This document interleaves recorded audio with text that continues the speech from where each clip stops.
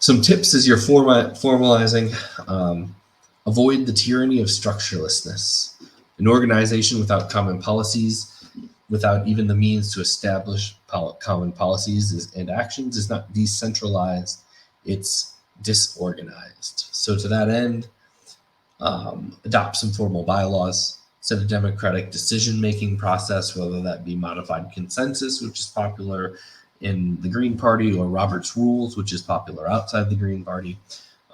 Define membership, officers, duties, responsibilities, have elections, right? Have a conflict resolution plan. Set membership dues and a fundraising plan so that you can sustain yourselves, right? All of these are really important. I always tell people not to, especially with bylaws, not to get too hung up. They're incredibly important, because you don't want to be setting a rule in the middle of crisis, right? You want to have an idea already in place on how you're going to deal with things. And an example I'll give is the Illinois Green Party was having an event, and we expected disruption. We knew that people were going to come and try to disrupt. So before the event even happened, we had a democratic conversation and discussion about what we were going to do when the disruption happened. And frankly, the disruptors didn't know how to deal with it, right? But when they came and they started disrupting, we immediately shifted into our predetermined course of action, and it shut it down, right? They didn't get what they wanted because they weren't able to sow the chaos that they were hoping, right? It's in that chaos that a disruptor can be, opportunistic and succeed in and actually disrupting.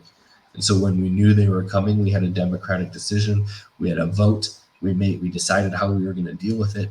And when it happened, I remember when it happened, and everyone turned to me, and I was in a kind of conflict of interest position in the time.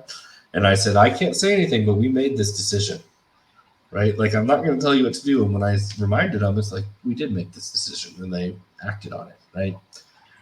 So having that stuff up in place is really important. The same thing goes for leadership, right? You want to know when new leadership's elected, how new leadership is elected, right? You don't want the first people in the room to just be able to occupy the seat indefinitely. So you need to have this kind of stuff worked out.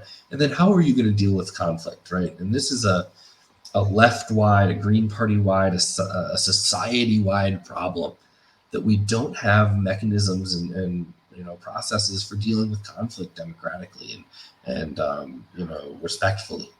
And so we often can fall apart when conflict comes because we don't have a path to resolve it. Yeah.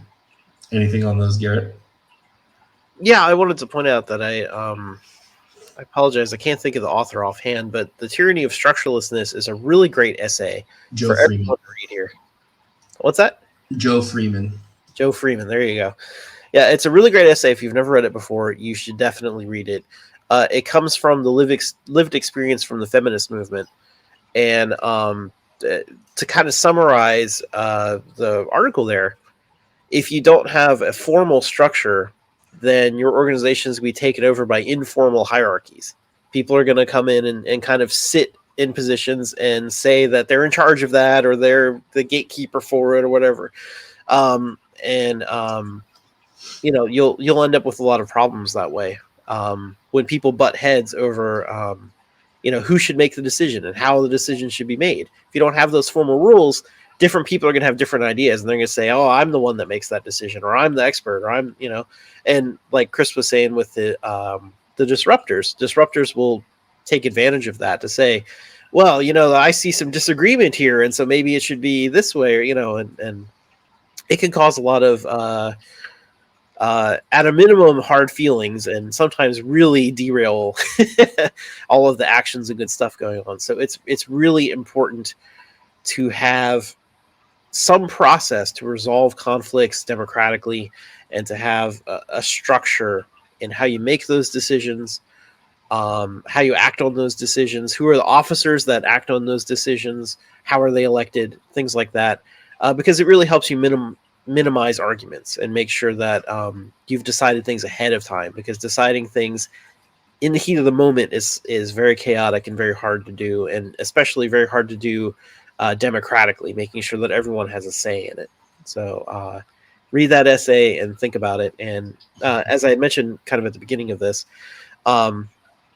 most time when you talk to your state party or the national party, there's a simple bylaws like template that we can give you. So don't stress too much about having to write it on your own. Just be familiar that that's an important step to make once you've done the basic groundwork.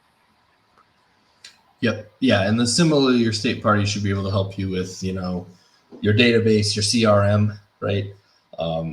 In Pennsylvania, they'll hook you up with Nation Builder. In Illinois, we'll hook you up with Action Network. In Ohio, they'll hook you up with, I think they use Civi there, right? So they can help you get connections, right? Similarly, in Illinois, if you start a local, we'll immediately give you a space in Basecamp, which is our project management our project management system and our communication system. We don't operate by email or anything. We use a system to do that. They're called Basecamp. And then the same thing with getting set up with tools for doing digital engagement and stuff like that.